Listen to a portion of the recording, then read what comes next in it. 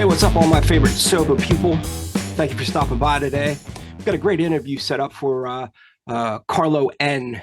Today, we're going to talk about how he got sober, why he needed to get sober, and what steps he's continuing to do in order to keep on track and stay sober. We also have our tattoo submission, which we're going to go ahead and get into right now. Submission today is actually going to be mine. We're actually a little short on tattoo submissions, folks, so please email me any tattoo submissions that you would have at soberontwowheels@gmail.com. Two is spelled TWO, soberontwoWheels@gmail.com. So this tattoo that I got today was actually done by a gentleman named Ick Abrams. He is a local artist for me, but he's very well known. And he's actually done some work for a couple famous people. I think he actually did. I know he did. He did the tattoos on Post Malone's head. So he's been around quite some time. He has his own particular style, and this is the reason why I went to him. I saw some of his work on Instagram, and I loved what I saw. And I went, you know what, man, this guy is going to do a piece for me. So he actually did do this piece. It's something that I totally dug. The colors are deep, bright, bold, and that's the style I love. I am full of color tattoos. I do not have any gray wash black tattoos. I'm all about color. And you know what? Ironically enough, for whatever reason, there was no rhyme or reason for it, but all my tattoos on my arms, which, I'm pretty much sleeved at this point, are faces. There was no rhyme or reason for it. It just happened to work out that way. It started off with a tattoo that maybe I'll show you guys later down the road. It was a tattoo that I had gotten by an artist, and his name's Alex Gray. He does a lot of work for the band Tool, and that's why I got it. So maybe further down the line, if I don't get any more submissions, I'll show you guys that one. But for today, this is the one I got. I appreciate the people that did send in submissions, but again, folks, I do need submissions. So also, if anybody's interested in jumping on and doing a podcast with me, whether you want to come and do it in studio or if you want to actually do it on Zoom, we could do that. If you live across the country and you're interested in doing an interview, we'll set up a Zoom and we'll figure it out. I'm actually going to see about moving away from Zoom here shortly. The video quality is just not as good. Audio quality is just not as good. It's doing a little research right now, trying to find a better program, and I have found a couple. I just need to figure out which one I want. But you know what, folks? Thanks for stopping by today. I hope you enjoy the interview. It's a pretty good interview with Carlo. He's a good dude. It was a fun interview. Let's just put it that way, folks. So stick around and check it out. Hey, everybody. I want to welcome you out to the show today, to the interview portion of the show. We got a good guest set up, Carlo N. I've known him for, I guess, a little bit over a year and a half, short time. But I've known him, out riding, and also he's asked me to speak at his home group one time. So I know he's, solid in his recovery. And, this is my attempt to give you guys variety. We want to always have, sober riders that are independent riders, club guys, doesn't matter. We're here for everybody. So it's awesome to have you here, man. I appreciate you doing this for me. Yeah. Thanks for having me. I know that you're pretty solid over there across the bridge from me. And, it's your home group is actually one of the AA clubhouses that I went to back in the day when I first started getting sober. So that was a cool little connection that you and I had. And honestly, that's one of the best meetings I've ever been to was in that clubhouse. It was a New Year's Day meeting, and there was an older gentleman there that was, he had to have been in his 80s, 90s, that had like 50 or maybe even 60 years sober. Yeah. He's been sober since World War II. Let's put it that way. I think his name's Dick S. I think you're talking about. Dude, he started the meeting and he said, back in 1945, me and my boy were like, oh shit, man, how long is this meeting going to last? But I tell you what, man, it was an amazing story because, he also had connections to some of the original guys. Yep. Because of him being around that long. So very cool that we got that connection, man. And you know what? that's a solid clubhouse. You know, I tell you what, that's up there for me because in that area, it's hard hit right now.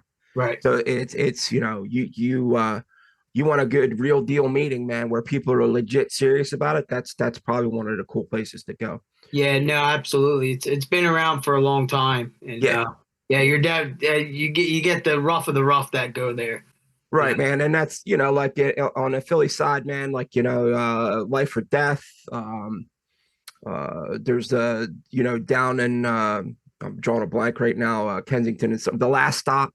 yeah, okay, yeah, Yeah, I heard of man. that. Some of those places, the same thing, man. It's like, you got people down there at the last stop, dude, that are basically living on the street trying to get sober. Yeah, And that to me is like, I give those people mad props, man, because they got people right outside the door on the next corner down shooting dope. yeah. And they're in there trying, man, which is amazing to me. But anyway, I regress. Thank you for jumping on and doing this for me, man. Yeah, And absolutely. it's I've been trying to get you on, and schedules and stuff like that have been twisted for both my end and your end. But how long have you been sober? Oh, actually, that's a good question. This Saturday, that passed on the 15th, I celebrated 6 years. Awesome, dude. So there Yeah, you go, man. It was meant to be that we're doing this today. yeah, yeah, absolutely. And what's funny is it's not my first time trying.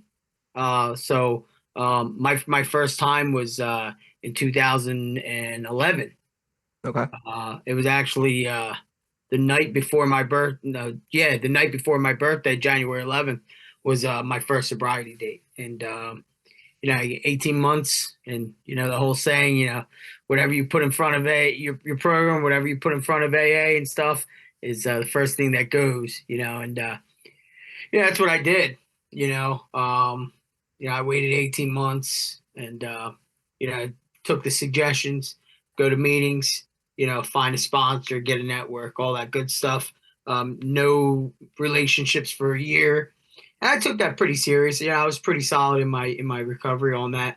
And 18 months, I went to an AA convention in Cherry Hill, and I met this girl, and we started dating, and everything was going really good. She ended up moving in. I gave away all my furniture, everything, because she had new furniture from her previous house. She moved in, and we ended up picking up.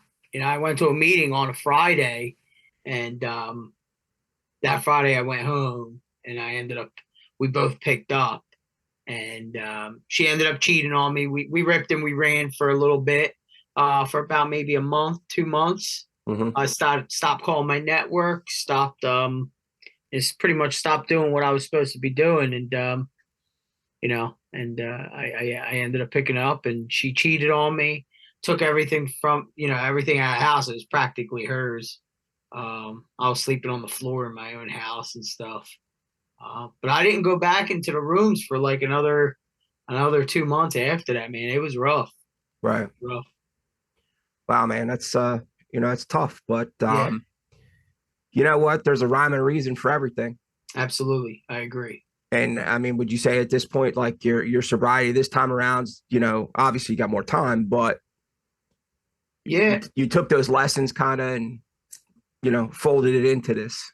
I did. I actually took so I took a whole 380. Got a different sponsor. Not saying that it was my sponsor's fault, but I was still new in recovery. I ended up getting a new sponsor and stuff, and I ended up getting in the middle AA. I did a lot of service work. I was a DCM. I was a GSR, my home group. I was involved, heavily involved, which I am still today heavily involved, but on a little different scale. I don't do service work within AA like I did like the DCM, GSR, and stuff. My service work is I'm a trustee at the club. Okay. So I help keep the club up and running and stuff like that. My relationship, I'm engaged through the program, and I just did things totally different this time. Mm. But my program is rock solid. I for what I think is rock solid for me. It's rock solid. And you know what though, man, and that's it, dude. It's this is not a one size fits all kind of thing. Right. It's what works for you. Yeah. And look, there's people argue about that because they'll be like, no, no, no, you need to do this, and no, no, Right. no, you need. But in reality, man, it's to me the way I look at it is if that's what's keeping you sober, Yeah. it's working. Yeah. You know, as long as you don't fall into the trap of going back out and doing what you got to. Right. Because I know people that have lots of time that don't do meetings consistently, that don't really work a program Yeah. anymore, Right. and they're fine. Yeah. I don't know if it's because they just have enough time under their belt that they're like, hey, you know what, I don't really, Yeah. I'm good. Right. but I feel like it's whatever works for you is what works. And I agree. I actually talked about that, like it was either on my last podcast or the one before, where I know you first come out of rehab and stuff like that. I didn't do that. I didn't go to rehab. I did everything on my own. Yeah. Same here. But it's typically they want you to do 90 and 90 and all this other stuff, which is fine. And I really do feel like at the beginning that's probably a good thing to do. Yeah. But I'm also one of those people that I do my meetings that I got to do, but I don't make it my social life. Like I don't go to a meeting every night just to get out of the house. Right. Exactly. Yeah. And there's nothing wrong with that either. But that's me. That's what I do.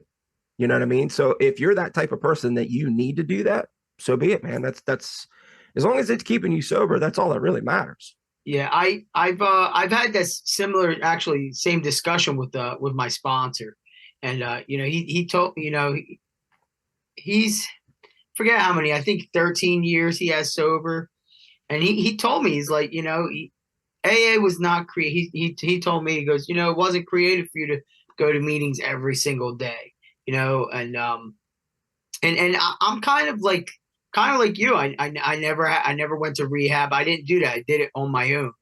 Like granted, yeah, I went to meetings and stuff like that, but as the more years I got, and the more, I don't know if you want to call it wise in the program, but just as the more time went on, I started dwindling down my program, because AA gave me a life back, and life shows up today, and I go to work, I come home, I'm tired, I have everything I have today because of AA, because I'm sober, because I did exactly what everybody told me to do, Mm-hmm. get a sponsor, get a home group. I did the 90 and 90, I got in the middle of AA that they talk about, and I'm a result of just doing the right thing. Like, do I still fly off the handle? Absolutely. Am I still a mess? Absolutely. But I'm not picking up a drink or a drug, you know. Mm-hmm. And when I go out, when I go out riding and stuff like that, like, and I tell people, like, I'm hanging out at bars and stuff like that, and I'm not saying it because I'm cool or saying that's the right thing to do. It's just I feel comfortable in my program. I feel grounded, and I take God with me. I take my higher power with me whenever I go on the bike and wherever I go, wherever I end up. Right. And dude, I'm telling you, man, I definitely, the group of people I ride with, they're far from sober, but they keep me accountable. They're all my friends, so they all know, like, Carlo doesn't drink, and they'll mess around with me and joke around with me and say, "Come on, have a shot," or this or that. But at the end of the day, they're just joking, and I don't do it. I mean, could I? Would anybody know? Yeah, nobody will know. I'll know, and then I'll definitely feel like crap. But Yeah. you Well, you know, know what? It's you said a key word though, man. Like you have gratitude for what you do have. yeah, And absolutely. and honestly, that's the thing where it's like you look at it and you go, I'm grateful for everything I have. Yeah, And I also know that if I go back to doing whatever, I'm going to lose everything I have. yeah, yeah, And that sure. I think that that's a big part of it. Like I think there's people out there that don't get to that point where they understand that, hey man, if I go back to doing all that crap, I'm going to lose all this stuff that I have, Absolutely. and it's not worth it, you Right. know. Yeah. And it's, look, I hear what you're saying about like hanging in bars and stuff like that, and I know that there's people out there that are, like, dude, you shouldn't be doing that, blah blah blah. But in reality, look, man, it's part of life. There's going to be certain events. Now, I can go to a bar, have no problem. I can go Right. to a bar as long as there's like a band playing, or if I'm like, maybe I'm out on a bike and we stop and grab food, Yeah. or I'm going to shoot pool. Yep. Now, if it were me going out on a Friday night to go sit in an old school Irish pub, Oh yeah. No. Yeah. nah, dude, that would be the downfall. Yeah. No. Because I there's don't do nothing to that. do. Yeah. You know what I mean? Different story when you're out and about on your bike and stuff like that. And, you Oh know, yeah. it's part of the whole culture, so to speak. And that's kind of why I'm doing this, right? Right. This is why I really started it, was because a lot of people out there that aren't in our lifestyle associate us with being drunks, drug addicts, bad people, blah, blah, blah. Yep. Yep. And in reality, we're nothing like that. Right. That's how the media has portrayed us. That's how TV shows have portrayed us.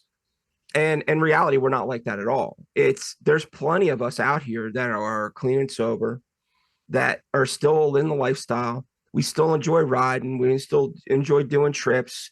We Yeah. still enjoy working on our bike. I mean, it's that didn't have to disappear. Right.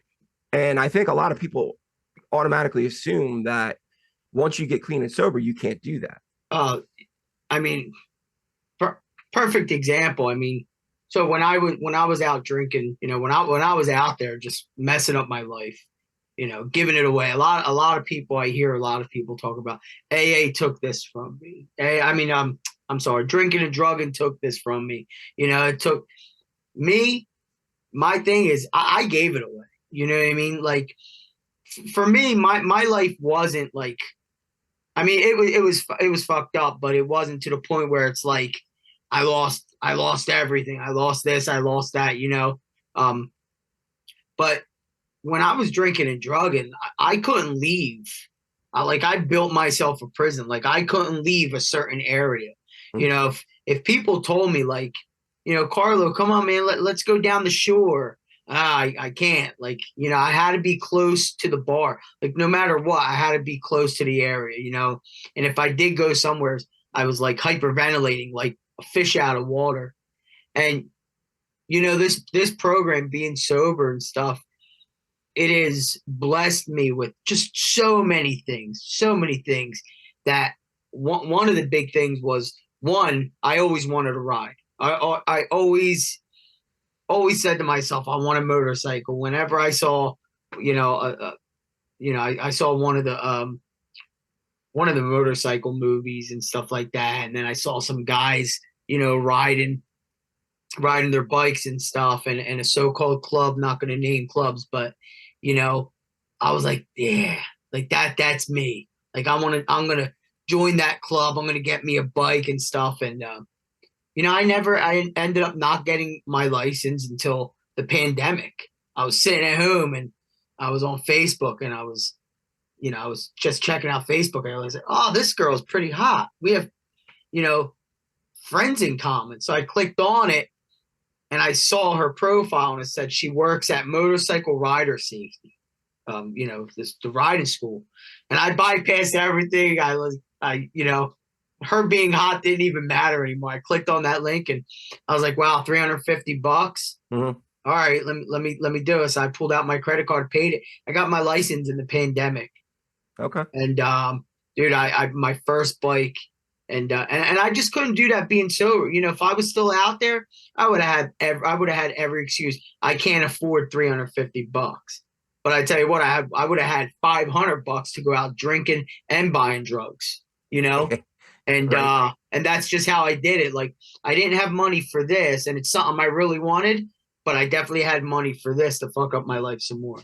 So I ended up buying my first bike, man. It was a Sportster. I bought it with 700 miles, I ended up trading it in with 9,000 miles.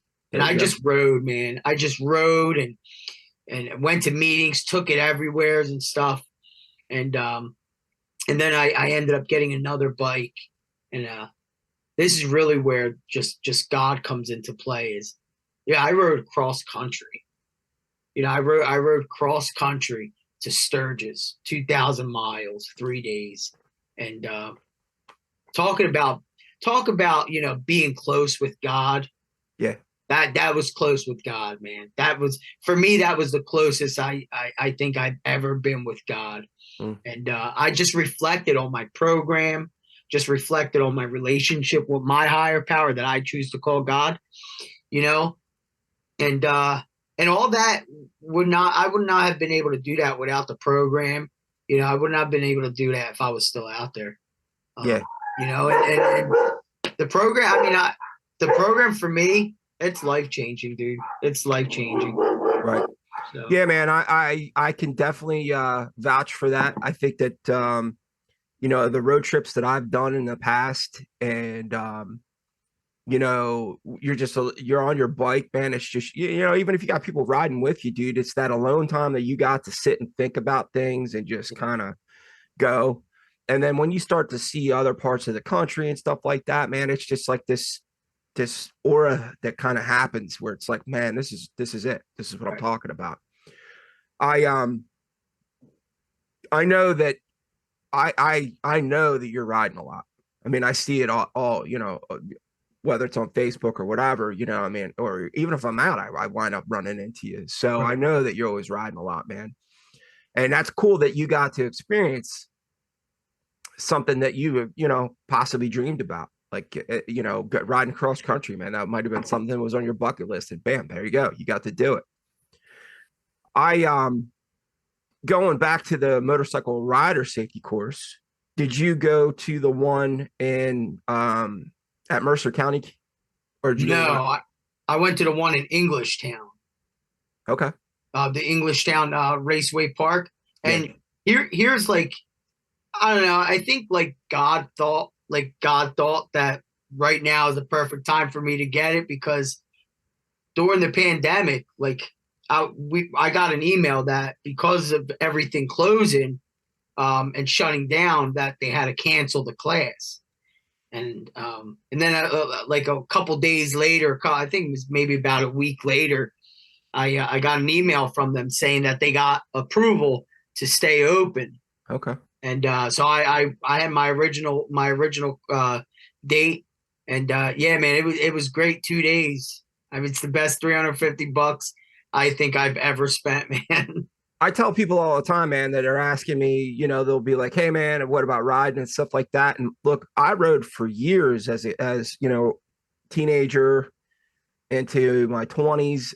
There was a long patch where I stopped riding due to, you know, finances, drinking Right. and drugging and whatever.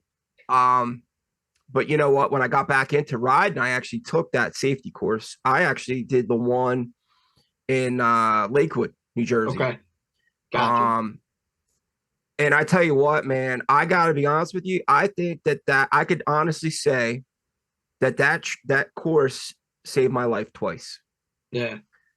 They will teach you stuff in that course, even if you've been riding for a while, that you might not think of. Um, I would like to actually do the advanced safety course where you do it on your own bike. Right. Um, Now I have a club brother that actually is one of the instructors. Okay. So, we have talked to him about, possibly setting up like an advanced course because I'd love to do that. That would be pretty amazing. But I honestly, anybody's out there that's interested in riding or whatever, and you have an opportunity to take that, it's definitely worth the $350 Oh, because absolutely. again, it'll teach you some stuff that you might not know or you might not think about. But the cool thing about it is, well, it was in Jersey. I don't know how it is anywhere else. You have your permit to go take that course, and then when you're done, they stamp it and you take it right up to DMV. You got a license. Yeah. So Jersey, I don't know. I think they might have changed it because when I went, I didn't even need a permit. What I had to do is they gave me a link once I paid, they emailed me a link, and I logged onto the link, and it was a video. It was like a half-hour video, and there was a bunch of little videos in it, and I had to watch each video and take a quiz. Okay. And I had to pass each one with 100%, and then print the certificate out and bring it there. And they, I went Saturday. We trained all day, and then Sunday we trained a little bit more, and then they gave us the road test, the actual road test, and they just gave us a card. I mean, they stamped a card, but it wasn't a permit. It was just a card telling them that I took the course, and I brought it to DMV, and then they gave me my license. So that video that they're doing might be their workaround for the permit part, which is, I, you know, yeah, I think it is, because I think we were talking about that. And I think the guy that ran the course, I think he mentioned something like that, mhm. that they did the video and the state said that they had to do it this way. So I think maybe that's the way they went around it. But that's cool too, though. You know what I mean? You don't have to sit there and then go up there and take the course, go around a little tiny bike, blah blah Yeah, blah. You know, and they give you everything. They give you everything there. yeah, So and which is nice. it is a great course, man. I mean, I know that I think Barb's is still doing it. I mean, I don't know now that the after the pandemic, but pre-pandemic, like Barb's did it. I know Brian's actually did it for a couple years in PA. Oh wow. And then they quit doing it. So there was a couple different places locally where you could do that if you Yeah. needed to, but I Okay. highly recommend it. Yeah, Um, absolutely. I agree. so that's as far as you riding, then you've only been riding for a couple years. Yeah, pretty much. Yeah, I've only been riding for since 21, Oh wow. 2021 or 20, no, 2020, Okay. 2020. So yeah, For I sure. mean, I picked it up quick, and Yeah. yeah, man. I mean, the other bike I had a yellow Street Glide. I loved it. Thing was awesome, and that's what I rode out to South Dakota, and I traded it in for what I have now, another Street Glide. But yeah, I traded in with 20. I bought that with 9,000 miles, and I traded it in with 27,000. So yeah, my friends laugh at me because, dude, it's like 30 degrees, and I pull up to their house on my motorcycle. They're Hey like, man, they're dude, like, you're nuts. I ride year round, dude. As long as Yeah, there's not ice on the ground, you know what I mean. That's we typically are riding. yeah, I that's don't, exactly what I do. If there's no snow or ice, I'm riding. And I don't, not a huge fan of riding in cold weather.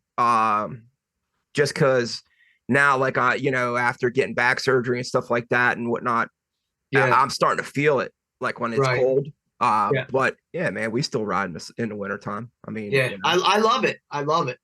it's I'm just not a big fan of having all that gear on, man. Like I feel like when I'm doing that, and I've gotten better gear throughout the years, so it kind of cuts down on the padding, so to speak. Yeah.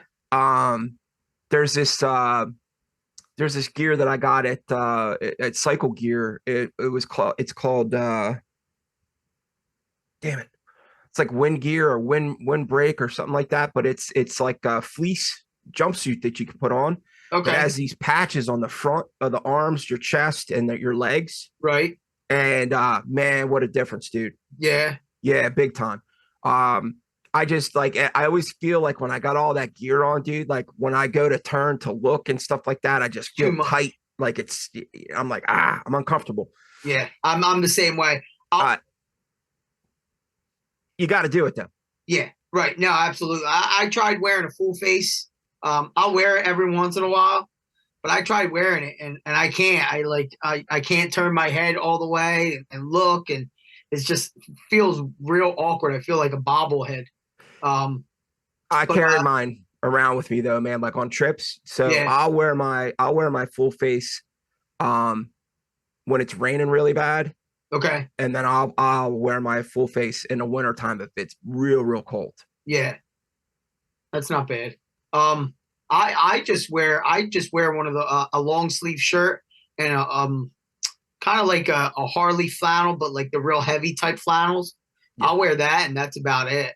and I'll wear a vest just to keep the cold off my chest and stuff. Other than that, for me, after riding for like a half an hour, I'm fine. I don't know if I'm warm or numb, but I'm all right. I feel like when like especially if we're doing like a long trip, man, and it gets cold, and once I'll be fine for a long time, Yeah, and then once I hit that part where I get the chills, I'm done. right. Like I just doesn't matter what I do, I can't warm up. I Yeah, remember one time, man, we had to go to this thing all the way down in Wildwood, right? And I'm saying all the way down like it's hundreds of miles away. But yeah, look, dude, at night and cold, it's long. that's a hike, man. Yeah, for And sure. we went down and it was like, I don't know, man, let's say like 75 degrees. So it wasn't bad. Okay. Coming home, dude, it was in the 40s. Oh, And I remember, some of my guys peeling off, and I still had to go all the way up 295, man. I was freezing the whole way yeah, home, man. I'm like, oh, this is bad. But look, you just got to keep chugging, man. And yeah, it's just, you get home and you're like, dude, I got to take a hot shower or yeah, get yeah. under some cover or something, man. It's cold. I Um, I got a funny story. So I had my Sportster, and me and my old lady just started dating, and we all took a ride up to Hawks Nest on a mm, Saturday, and it was really nice, And she didn't have no riding gear, and I just got the bike, so I didn't really have any proper riding gear either. No gloves, nothing, bucket helmet, and on the way back, it was like nighttime. Dude, it was freezing. And yeah. she sat back there quietly. I was like, "Are you all right?" She goes, "I'm fine." And you can hear her teeth chattering. So after that, man, I invested in some decent stuff. But yeah, at nighttime, man, when it's cold, you even like 20 minutes is far, Yeah. you know? Yeah. Yeah, man. And it was crazy because like we lived out in Arizona for 9 months and Mm, I remember there was a town north of where we lived. It's called Cave Creek. okay. Cave Creek is their version of like our New Hope, but Gotcha. it's instead of being like the gay community and bikers, it's like the gay community, bikers, and cowboys. Ah, Legit cowboys. no You know what I shit. mean? Wow.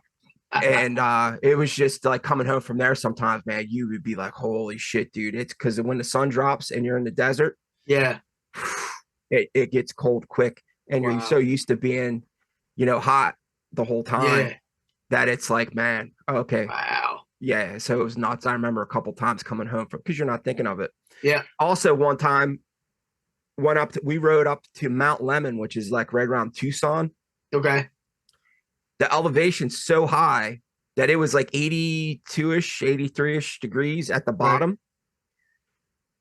Halfway up the mountain, I had to stop and put my leather and stuff on Wow. because it got that cold. Oh shit. And my brother was with me. He told us to bring it. We are like, dude, why would we bring our leather? It's 80 something degrees. And he was like, trust me. Thank God I did it, man, because we got about halfway up and I was like, yo, you got to pull over, man. Teeth chatter. Same thing, man. I was like, Yeah. It's oh my nuts, God. dude. It was crazy. Like Yeah. it's just, I think that's the best part about having a bagger, man, is like you got that gear with you all the time Oh that yeah. if you got to stop, put an extra sweatshirt, whatever, you got it. Oh, it's God. They're a godsend, man. Yeah. I mean, like I know there's a lot of people out there that, want to bust balls and be like, oh, you're riding a Barco Lounger, old man geezer ride, blah, blah, blah, all this stuff. But you know what, dude? I got everything I need. I'm That's right. comfortable as hell. Yep. I could ride, you know, For days. without like, you know, you guys are bar hopping.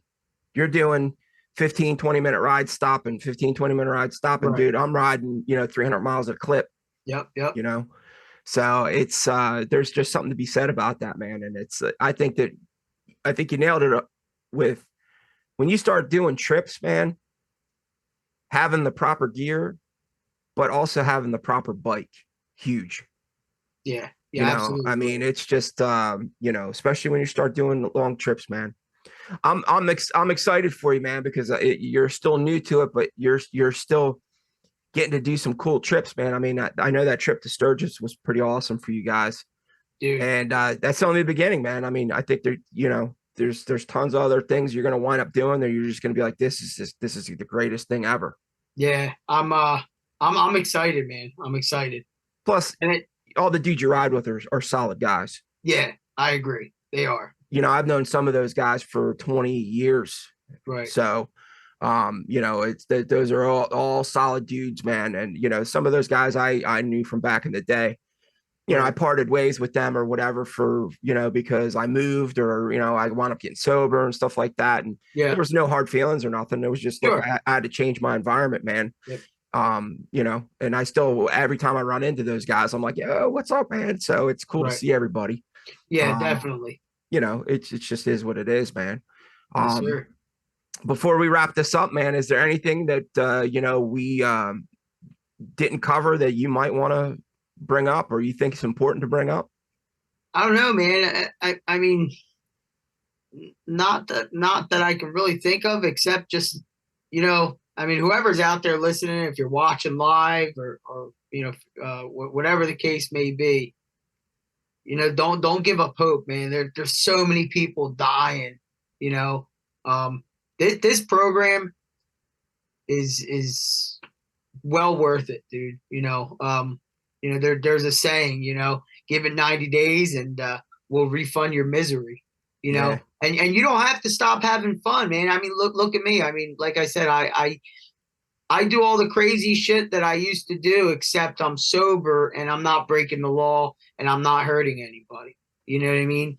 And you could still do what you want to do, just sober. You could still have fun, and maybe, when you get some time, if you're new in sobriety and you get some time, you go hang out, you can go hang out and watch a band at a bar or whatever. Or if you have time, you know what I mean? Like, grab the new guy, show him how we have fun. Especially if you're a rider, man. If you ride and you got a new guy that wants to ride, definitely bring him along. But that's all I got, man. Yeah, man. And I think that's a huge point, dude. I think there's a lot of us out there that when we first get sober, clean, whatever your program is, you're like, oh man, what am I going to do for fun? Yeah. And I think that, people like us are the people that actually prove that you can do all that stuff and still have a good time, man. It's